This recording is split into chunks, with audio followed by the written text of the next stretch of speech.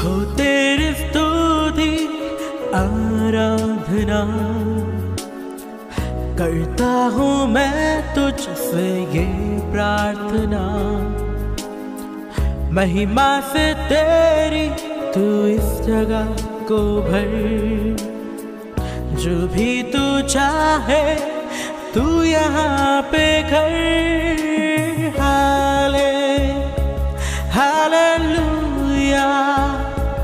Hallelujah hallelujah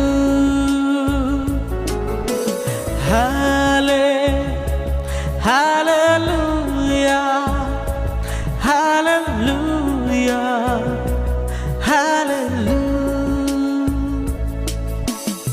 praise the Lord. फिर से एक बार प्रभु के नाम का हम स्तुति करते हैं और परमेश्वर ने फिर से एक बार हम सबको परमेश्वर के अनमोल वचनों को सीखने का अवसर दिया है। आइए हम प्रार्थना के साथ में इस नीति वचन के आगे के अध्ययन को हम लोग जो 20 अध्याय से आगे की ओर हम मनन करेंगे, हम अध्ययन करेंगे। प्यारे पिताजी, हम आपको दिल से धन्यवाद करते हैं परमेश्वर, फिर से एक बार यह सुंदर सा समय अवसर दिया प्रभु कि हम आपके अनमोल वचनों को सीखें। परमेश्वर, हम सबके ऊपर आशीष करना परमेश्वर, इस समय के लिए प्रभु जी, जहाँ पर हम प्रभु जी आपके जीवित और सामर्थ्य वचनों को प्रभु जी हम परमेश्वर सीखने की कोशिश करेंगे अलग अलग वचनों से प्रभु जी, और उसमें से जो प्रभु जी सच्चाई आप हमारे लिए रखे हैं पिता, हमें नम्र और दीन भी करना प्रभु जी की इस वचन को प्रभु जी हम अपने जीवन में अनुसरण करें प्रभु जी, और हमारे आध्यात्मिक जिंदगी में हम प्रभु जी आपके पीछे पीछे आपके और करीब आप आए पिता। इस समय को आशीष करना परमेश्वर, ये छोटी सी दुआ को आपके इकलौते पुत्र हमारे उद्धार करता प्रभु यीशु मसीह के नाम से हम मांगते हैं, आमीन। या प्रियो, हम फिर से एक बार हम पवित्र शास्त्र के 20वें अध्याय उसके 14 वचन के तरफ हम आते हैं, जहाँ पर वचन इस प्रकार से बताती है कि bad bad says the buyer, but when he goes his way then he बोस्ट्स।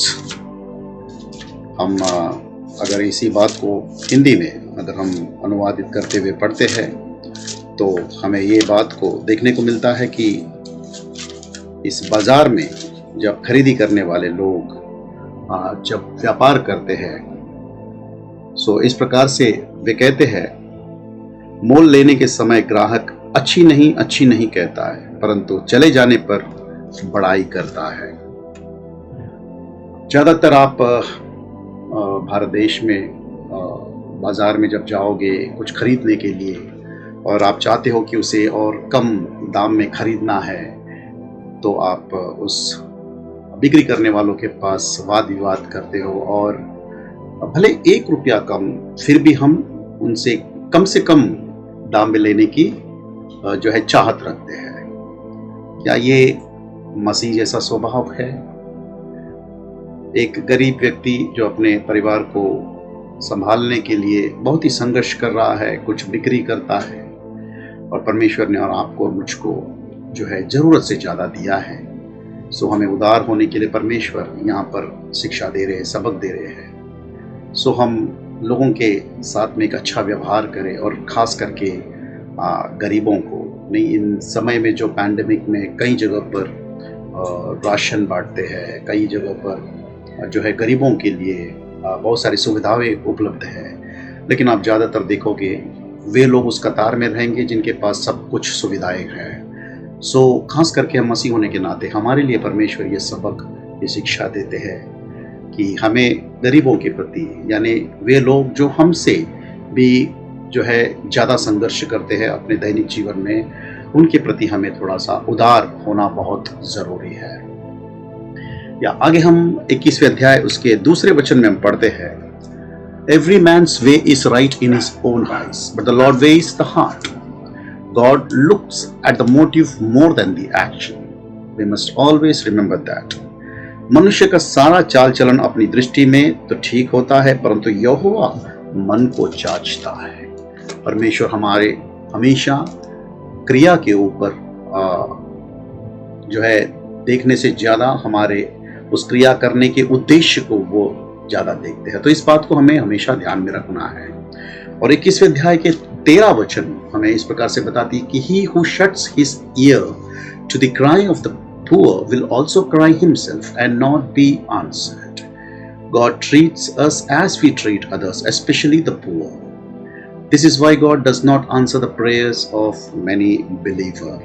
So 13 आयत में परमेश्वर का वचन बताता है कि जो कंगाल को दोहाई पर कान न दे वह आप पुकारेगा और उसकी ना सुनी जाएगी। बहुत सारे विश्वासियों की प्रार्थना इसलिए नहीं सुनी जा रही है क्योंकि वे भी ऐसे गरीब लोगों के जो है कराहना को, उनके दुख को, उनके पुकार को नहीं सुनते हैं। सो काफ़ी सच्चाइयाँ हमको सीखने को मिल रही है परमेश्वर के वचनों से। आगे हम देखते हैं कि 21वें अध्याय उसके 19 वचन में it is better to live in a desert land than with a contentious and vexing women. Here we see what God thinks about a nagging wife. 19 वचन में झगड़ालू और चिढ़ने वाली पत्नी के संग रहने से जंगल में रहना उत्तम है। सो झगड़ालू पत्नी के विषय में परमेश्वर क्या सोचते हैं, यहाँ पर हमको इस वचन के जरिए से देखने को मिलता है। और 22वें अध्याय के 4 वचन में The reward of humility and the fear of the Lord are riches, honor and life. नम्रता और यहोवा के भय मानने का फल धन, महिमा और जीवन होता है। तो ये जो 2 गुण एक विश्वासी के अंदर परमेश्वर हमेशा अपेक्षा करते हैं कि उनके जिंदगी में परमेश्वर का भय और नम्रता, ये हमेशा एक सच्चे प्रभु के फॉलोवर के जिंदगी में जो है ये गुण को उन्हें हासिल करना है। Spiritual riches, spiritual honour and spiritual life come from God. आत्मिक धन और आत्मिक आदर, सम्मान और आत्मिक जीवन ये केवल परमेश्वर की ओर से आती है and are given on the basis of 2 qualities that he looks for in man. और ये केवल उन 2 गुणों के आधार के ऊपर ही उस विश्वासी को मिलता है, उस व्यक्ति को मिलता है जो नम्र है और दूसरा वो प्रभु को भय मानते हैं। These are the main qualities that we should look for when considering someone for a position of leadership in the church. और ये 2 गुण खास करके वे भाई या बहन जो कलीसिया में सेवकाई करने की इच्छा रखते हैं, जो कलीसिया का नेतृत्व करते हैं, उनके अंदर ये 2 गुण पाना बहुत बहुत आवश्यक है। आगे हम देखते हैं कि 22वें अध्याय उसके 6 वचन में train up a child in the way he should go, even when he is old he will not depart from it. लड़के को उसी मार्ग की शिक्षा दे जिसमें उसको चलना चाहिए और वो बुढ़ापे में भी उससे न हटेगा। Verse 15, foolishness is bound up in the heart of a child. The rod of discipline will remove it far from him. 15 आयत में हम देखते हैं लड़के के मन में मूर्खता की गांठ बंधी रहती है, परंतु अनुशासन की छड़ी के द्वारा वह खोलकर उससे दूर हो जाती है। To remove the foolishness found in the heart of a child, you have to apply some discipline to his bottom.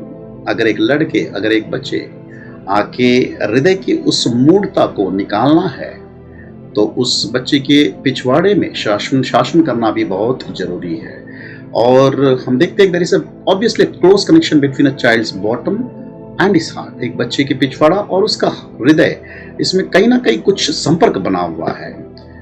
If a child is disciplined wisely in love, अगर एक बच्चे को बहुत बुद्धिमानी से और प्रेम से शासन किया जाएगा, he will follow the Lord when he grows up. वो प्रभु के पीछे चलेगा जैसे जैसे वो बढ़ेगा and leaves home to face an evil world. और वो जब घर से बाहर निकलेगा, इस दुष्ट दुनिया का सामना करेगा, उस समय में वो सचमुच में वो प्रभु का भय मानते हुए प्रभु के पीछे वो चलेगा, अगर छोटे में ही उसको अच्छी रीति से शासन किया जाए तो। Chapter 22 verses 29. Do you see a man skilled in his work? He will stand before the king. यदि तू ऐसा पुरुष देखे जो कामकाज में निपुण हो, तो वो राजाओं के सम्मुख खड़ा होगा, छोटे लोगों के सम्मुख नहीं। सो यहाँ पर ये बहुत सुंदर सा एक वचन जो हम लोग परमेश्वर के वचनों को बहुत ही अनुशासन तरीके से अध्ययन करने के विषय में ये वचन हमें सिखाती है।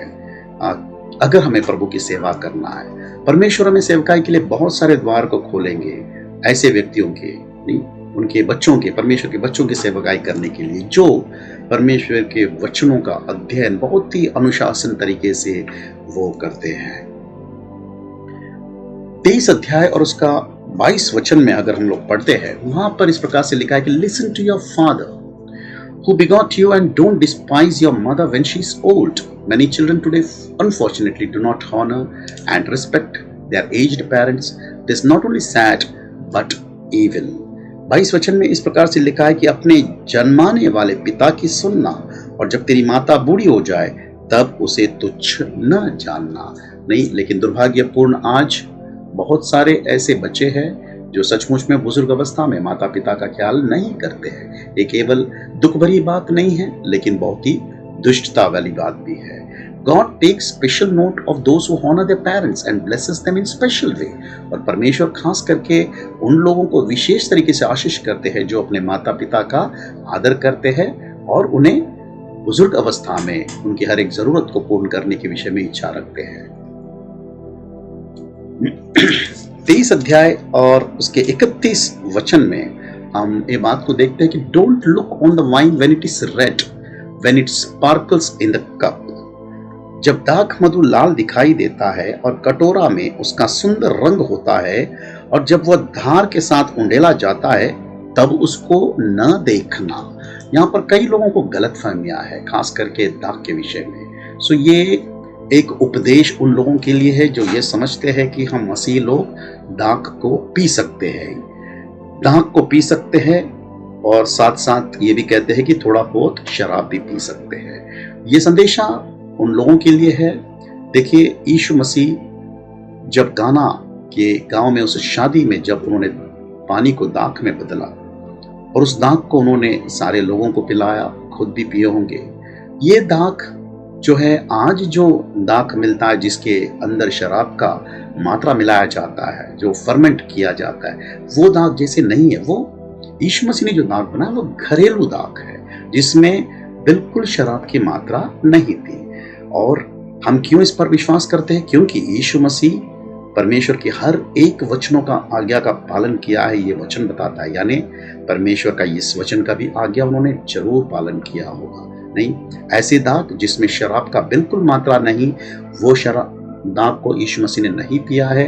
यीशु मसीह ने वो दाख को पिया है जो घरेलू है, जिसमें बिल्कुल शराब की मात्रा नहीं है। नहीं, ये हाईली फर्मेंटेड वाइन नहीं था।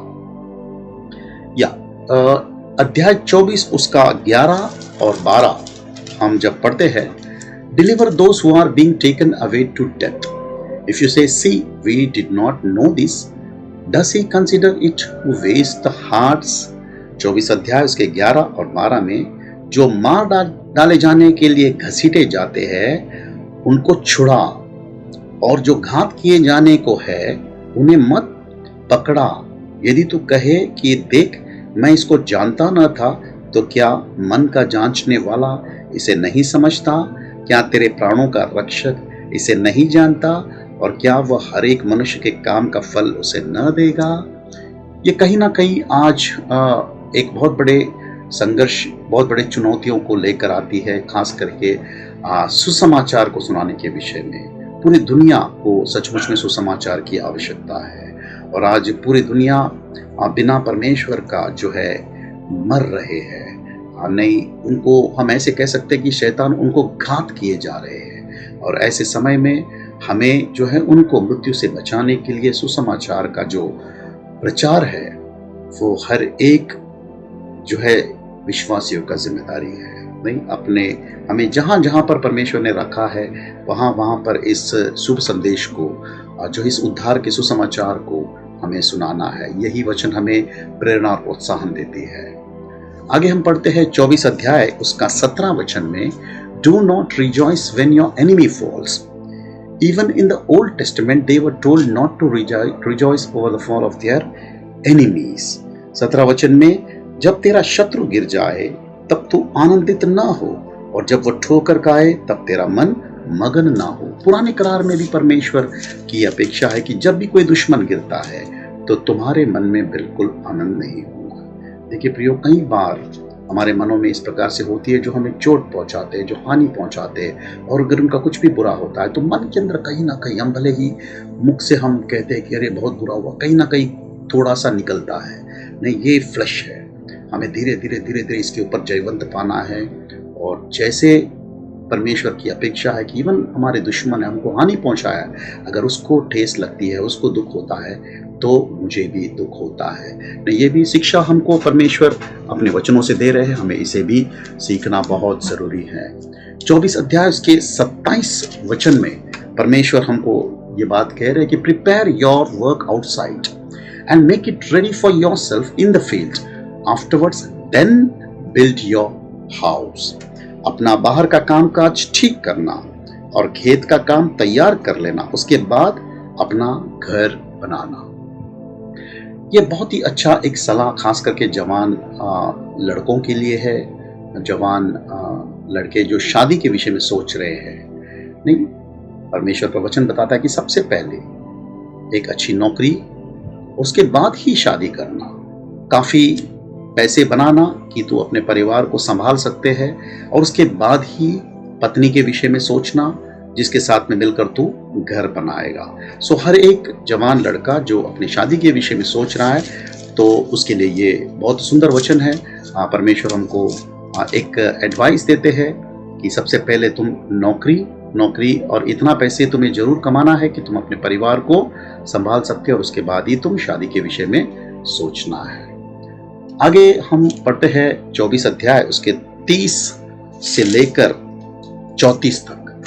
Here we read of a lazy man who didn't take care of his field and so the field was covered with thorns। एक ऐसे आलस व्यक्ति जिसने अपने खेत की रखवाली अच्छे ढंग से नहीं की है, और ये सारा खेत जो है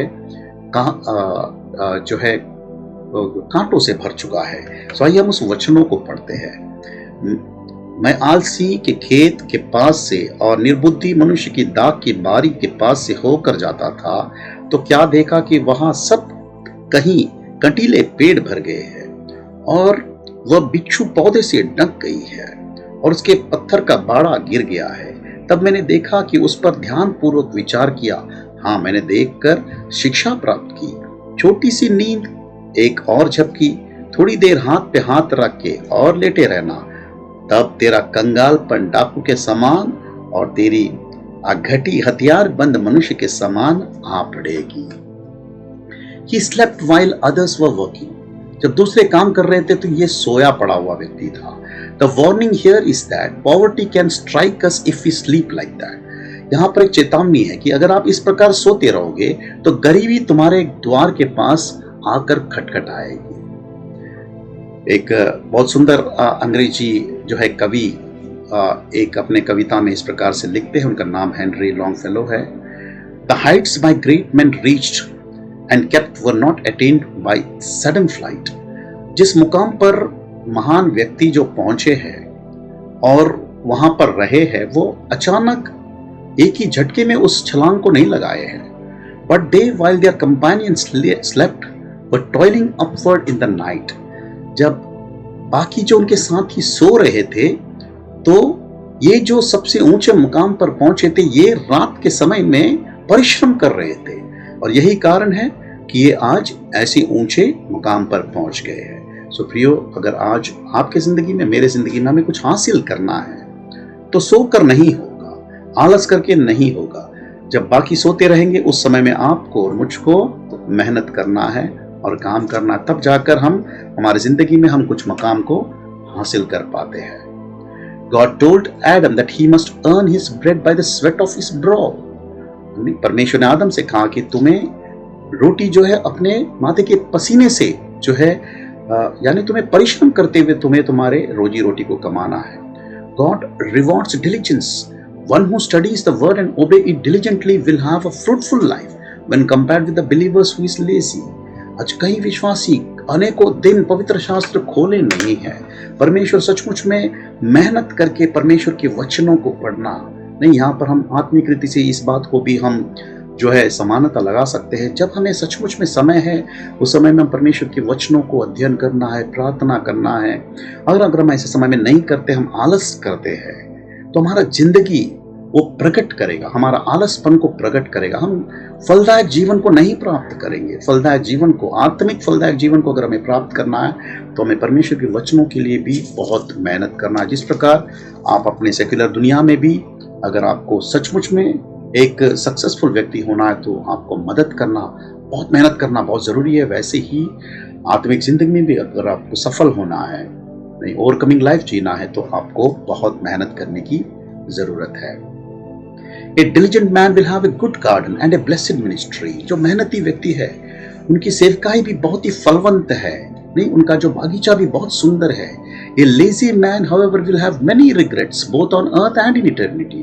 लेकिन जो आलस व्यक्ति है उसको इस जिंदगी में भी बहुत सारे अफसोस होंगे, लेकिन अनंत काल में भी बहुत सारे अफसोस होंगे कि मुझे मिला हुआ समय को मैंने कैसे बर्बाद किया है। 25वें अध्याय और उसका 14 वचन। Like clouds and wind without rain is a man who boasts of his gift falsely।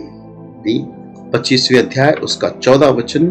जैसे बादल और पवन बिना वृष्टि निर्लाभ होते हैं, वैसे ही झूठ झूठ दान देने वाला की बड़ाई मारना होता है। कई बार there are many preachers today who claim to have gifts of healing and other supernatural gifts who are only fooling simple minded believers। आज कई बार दुनिया में सुसमाचार को लेकर जाना मतलब खतरे से खाली नहीं है, क्योंकि बहुत सारे ऐसे काउंटरफीट प्रीचर्स लोग जो है इस प्रकार परमेश्वर के वचनों को अलग अलग चिन्ह चमत्कारों के जरिए से पेश करने की जरूर कोशिश करते हैं, और महिमा परमेश्वर को ना मिले खुद को मिले ऐसे बड़े बड़े सभाओं में आयोजन करते हैं, और लोग मजाक भी उड़ाते हैं। नहीं, ये केवल ऐसे विश्वासियों का, ये लोग जो है बहुत सिंपल माइंडेड है, ऐसे विश्वासियों को ये लोग धोखा ही देते हैं। सो that is compared here to a farmer seeing cloud in the sky and hoping that his field will get rain and get nothing। so इन लोगों को एक ऐसे किसान के साथ में समानता किया गया है जो आसमान में देख रहा है कि बादल छाने वाला है और उम्मीद कर रहा है कि उसके खेत में पानी बरसे, लेकिन कुछ नहीं मिलता है। Don't ever claim to have a gift that you don't have। अगर आपके पास परमेश्वर ने जो वरदान नहीं दिए है तो आप उस वरदान को दिए है बोल के कभी भी क्लेम नहीं करना। If you have a gift, अगर आपके पास सच में वरदान है तो लोगों के सामने वो प्रमाणित होगा। It will be evident to others. If God has given you a gift of healing, अगर परमेश्वर ने आपको सचमुच में चंगाई का वरदान दिया है या सचमुच में आपको प्रार्थना का वरदान दिया है, तो डेफिनेटली इसका प्रगटीकरण बहुत सारे लोगों की जिंदगी में वो प्रकट होगा। नहीं, that proves that you don't have the gift। अगर सचमुच में ये प्रमाणित नहीं होता तो यही प्रमाण है कि आपके पास वो वरदान नहीं है। सो हमें इस प्रकार झूठे प्रचारक या झूठे अगुवे के रूप में हमें कभी भी अपने आप को भी नहीं धोखा देना है, परमेश्वर के लोगों को भी हमें धोखा नहीं देना है। Chapter 26 verses 4 says, Do not answer a fool according to his folly। मूर्ख की उसकी मूर्खता के अनुसार उत्तर न देना, ऐसा न हो कि तो भी उसके तुल्य ठहरे। But the very next verse says answer a fool according to his folly. 5वां वचन लेकिन ऐसा बताता है कि मूर्ख को उसकी मूर्खता के अनुसार उत्तर देना, ऐसा न हो कि वह अपने लेखे में बुद्धिमान ठहरे। Which of these two statement is right. इन दोनों आयातों में या दोनों स्टेटमेंट में कौन सा सही स्टेटमेंट है? उत्तर यह है कि दोनों सही है। The answer is both are right because they refers to two types of fools। क्योंकि ये दोनों वचन जो है दो प्रकार के मूर्ख लोगों को दर्शाती है। Jesus answered the questions that his disciples asked। यीशु मसीह हमेशा जो सवाल पूछे जाते थे उसका उत्तर देते थे। अगर उनके चेले उनको सवाल पूछते थे तो उसके अनुसार वो उत्तर देते थे। But Pharisees asked him questions. फरीसी भी यीशु मसीह से क्वेश्चन पूछते थे। He did not give them such clear replies। लेकिन वो उनको बहुत स्पष्ट रीति से उत्तर नहीं देते थे। And to Herod, he gave no reply at all। और हेरोद को तो वो उत्तर भी नहीं देते थे। So when people ask us questions, जब भी लोग कुछ सवाल पूछते हैं, we must discern which type of fool the person is। हमारे अंदर वो परख की आत्मा होना है कि ये किस प्रकार का मूर्ख है। We need the discernment of the Holy Spirit to know that. हमें पवित्र आत्मा की ओर से परख की आत्मा होना बहुत जरूरी है, ताकि हम किस प्रकार के लोगों को किस प्रकार का उत्तर देना, ये बात को हमारे अंदर समझ आना है। कई बार हमको उत्तर न देना बेहतर होता है, जैसे यीशु मसीह ने किया है। कई बार बहुत सरलता से उत्तर देना जरूरी होता है, कई बार हम उसे सरलता से नहीं दे सकते, क्योंकि अगर सरलता से देंगे तो वो समझ नहीं पाएंगे। परमेश्वर का वचन बताता है कि यीशु मसीह का वचन अनमोल मोती जैसा, अगर तुम सुअर को डालोगे तो उस मोती को भी पैर के नीचे लाद देगा, लताड़ देगा और तुमको भी फाड़ खाने को आएगा। तो परमेश्वर में हम परख की आत्मा के बहुत जरूरी है। 26 अध्याय और उसका 27 वचन, He who digs a pit will fall into it, and he who rolls a stone it will come back on him। जो गड्ढे खोदे वही उसमें गिरेगा, और जो पत्थर लुढ़काए वह उलट कर उस पर लुढ़क आएगा। This is a warning that those who seeks to harm other will find the evil they plan coming back to harm them। ये एक बहुत बड़ी चेतावनी है कि अगर आप और मैं किसी की हानि सोचते हैं और उसके लिए कुछ योजना बनाते हैं, तो वही योजना या वही हानि हमारे ऊपर आकर गिरेगी। नहीं, हामान एक बहुत सुंदर उदाहरण है। पिछले दिनों में हम हामान के विषय में भी अध्ययन किए थे। 27 अध्याय उसका पहला वचन, do not boast about tomorrow for you do not know what a day में ब्रिंग फोर्थ। कल के दिन के विषय में डिंग मत मार, क्योंकि तू नहीं जानता कि दिन भर में क्या होगा। James tells us that we must recognize that we cannot be certain whether we live for even a single more day। याकूब उसके 4 अध्याय उसके 15 वचन में ये बात की जो है सूरी देती है कि तुम अपने जिंदगी में एक दिन भी अगर जीते हो, इसके विषय में भी तुम्हारे जिंदगी में निश्चितता नहीं है। A constant awareness of this fact should keep us all humble। और ये जो वचन है या फिर ये जो सच्चाइयाँ है, हमेशा हमें खुद को याद दिलाते रहना है, ताकि हमको परमेश्वर हमेशा नम्र रखे इस फैक्ट, इस हकीकत से कि हम एक दिन भी जिंदा रहेंगे या नहीं रहेंगे, हमें इसका जो है पता नहीं। कई बार हम सचमुच में ऐसी जिंदगी जीते हैं जैसे हम इमॉर्टल है, हम कभी विनाश नहीं होंगे।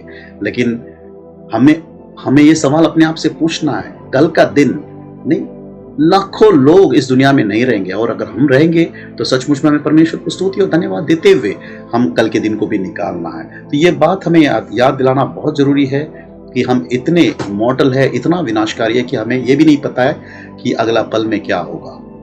Verse 2, let another man praise you and not your own mouth.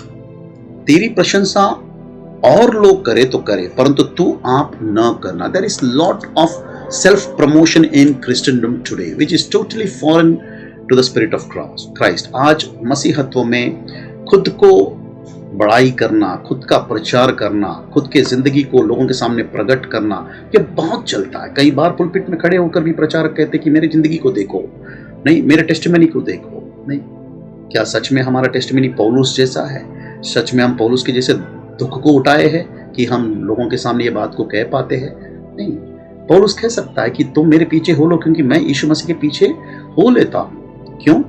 पौलुस ने सचमुच में अपनी जिंदगी में बहुत दुख को उठाया है। लेकिन आजकल का प्रचारक मैं या आप उस प्रकार के दुख के विषय में सोच भी नहीं सकते हैं। सो हमारी प्रशंसा कोई और करे ये बेहतर है। अपने ही मुंह से अपनी प्रशंसा करना ये अच्छी नहीं है।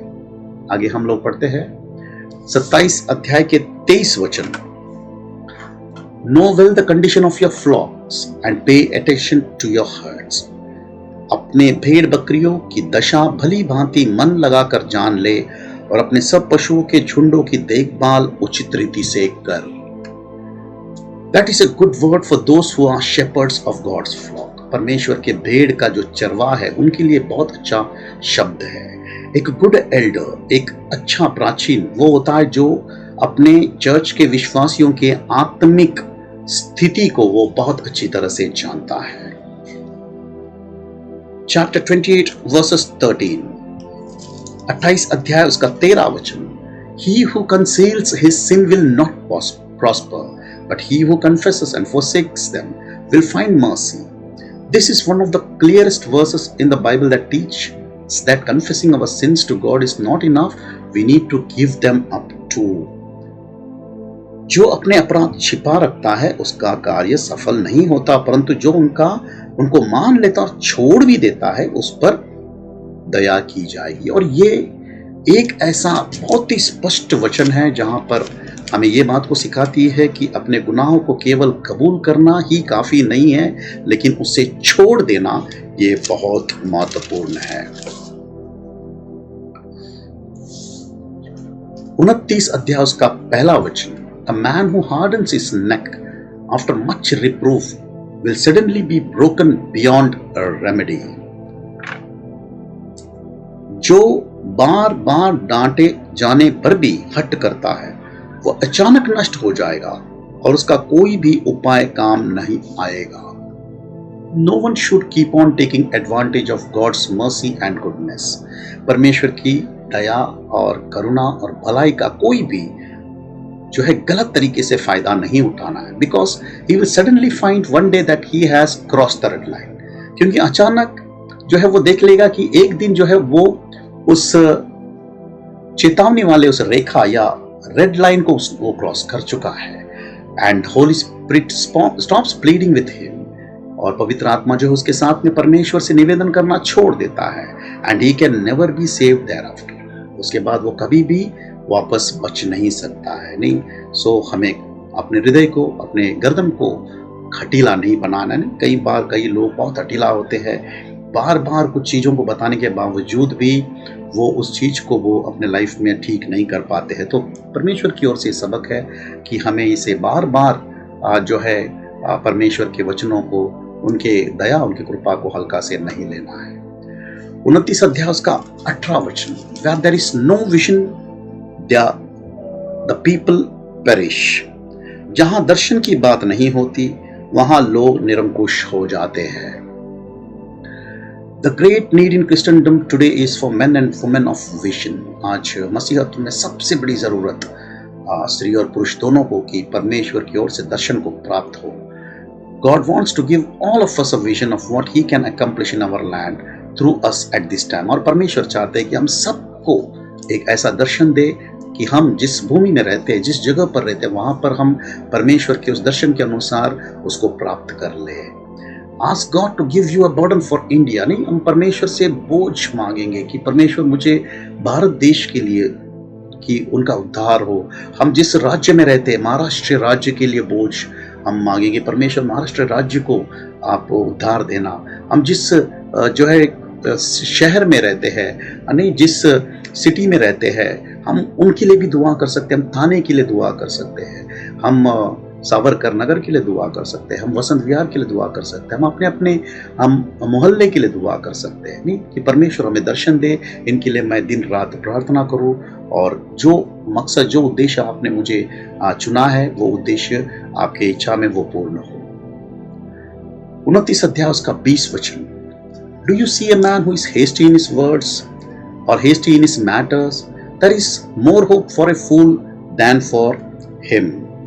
क्या तू बातें करने में उतावली करने वाला मनुष्य को देखता है? उससे अधिक तो मूर्ख ही से आशा की जाती है। This is the last chapter of the Proverbs of Solomon and we are now 7 verses from the end. ये नीति वचन, सुलेमान के नीति वचन का सबसे आखिरी अध्याय है और हम और 7 वचन है ये अध्याय को समाप्त होने के लिए। और इस 29 अध्याय में, in all these 29 chapters, Solomon has been describing various types of fools.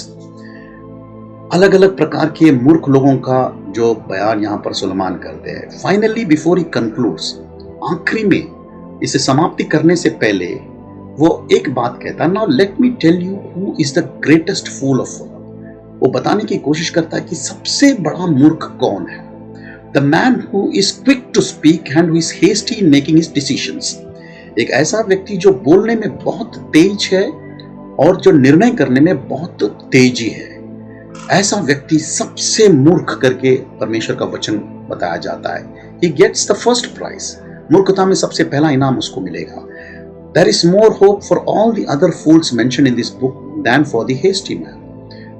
इस पुस्तक में और भी कई मूर्खों के विषय में लिखा है, उन सब मूर्खों को भी ये पछाड़ कर ये मूर्ख जो निर्णय लेता है बिना सोचे समझे और बोलता है बिना सोचे समझे, ऐसा व्यक्ति सबसे महामूर्ख करके ये सुलेमान का पुस्तक में हमें देखने को मिलता है।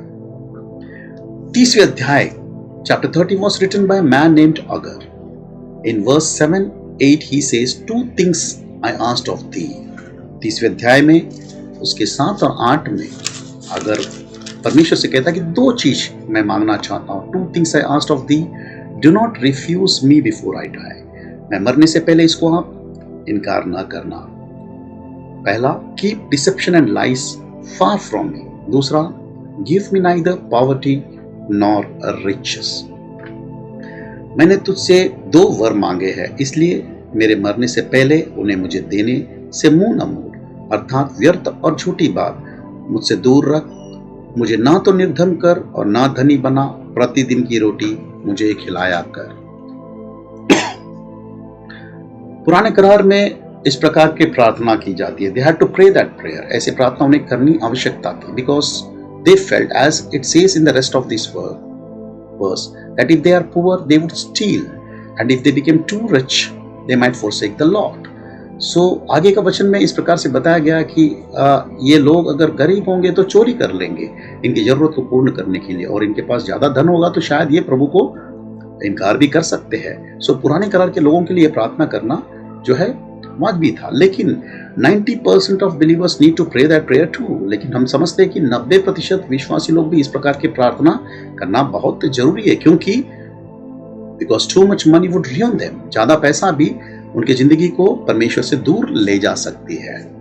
But that is very shallow level to live. लेकिन ये जो प्रार्थना, इस प्रकार की प्रार्थना जो हमारे आत्मिक जिंदगी में बहुत ही जो है गहरा नहीं है, बहुत ही हल्का प्रकार का जो विश्वास है। क्योंकि पॉल ये कहता है कि doesn't matter to me whether I am poor और rich, I can handle both. फिलिपियों के 4 अध्याय 12 वचन में पौलुस कहता है कि भले मैं गरीब हूं या धनवान हूं, मैं दोनों को बहुत अच्छी तरह से जो है हैंडल कर सकता हूं। मुझे कोई फर्क नहीं पड़ेगा कि मैं गरीब हूं या धनवान हूं, मैं प्रभु से उसी प्रकार से प्रेम रख सकता हूं, उसी प्रकार से उसकी सेवा कर सकता हूं। Riches would not destroy Paul and poverty would not make him drift away from the Lord. नहीं, ना ही धन पौलुस को बर्बाद कर सकती है, ना ही गरीबी प्रभु से पौलुस को दूर ले जा सकती है। There are a number of good proverbs in the rest of the chapter that are worth meditating on. So बहुत सारे सुंदर सुंदर ऐसे नीति वचन है जिसको सचमुच में मेडिटेट करने जैसा ये वचन है, हमें इसको अध्ययन करना है। और 31 अध्याय was written by a king named Lemuel. Lemuel नामक राजा ने इस जो है 31 अध्याय को लिखा है। And he list some of the things that his mother taught him, और वो उसमें से कुछ बातों को यहाँ पर लिखित किया गया जो उसकी माँ ने उसे सिखाया है।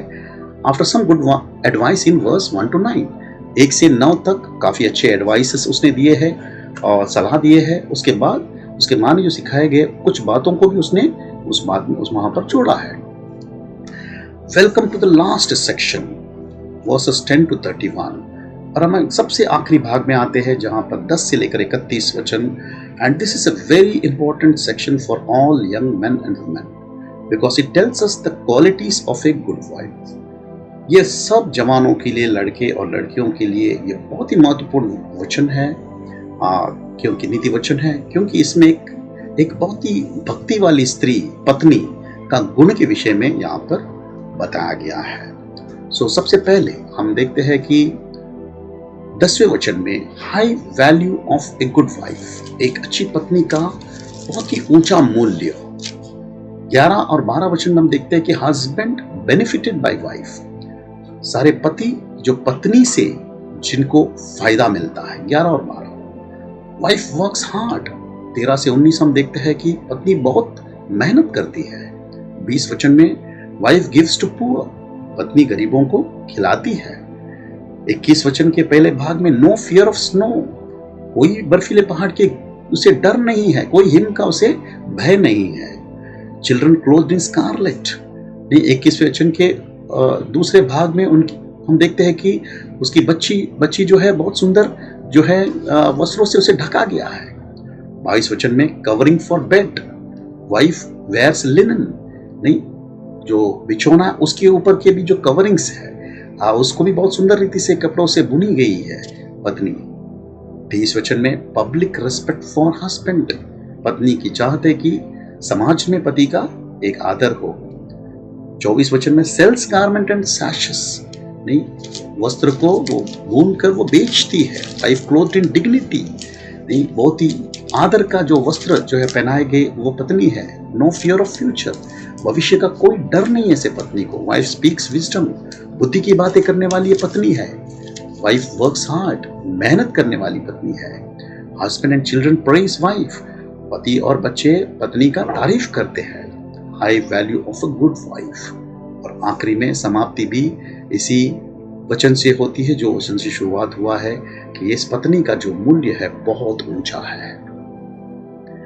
All young and men and women should seek to be like this because it tells us the qualities of a good life. सारे जवान पुरुष और स्त्री जो है इस प्रकार होने की तलाश में, छानबीन में रहना है, क्योंकि ये एक अच्छी पत्नी का एक गुण के विषय में बताती है।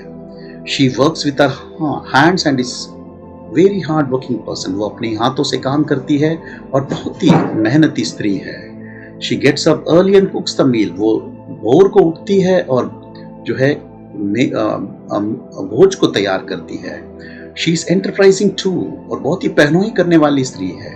She buys a field and plants a vineyard there with her own hands, अपने खेत को मोल लेती है और उसमें डाकी बैरी भी अपने ही हाथों से लगाती है। She spins clothes with her own hand, वो अपने हाथों से जो है कपड़े को बुनती है।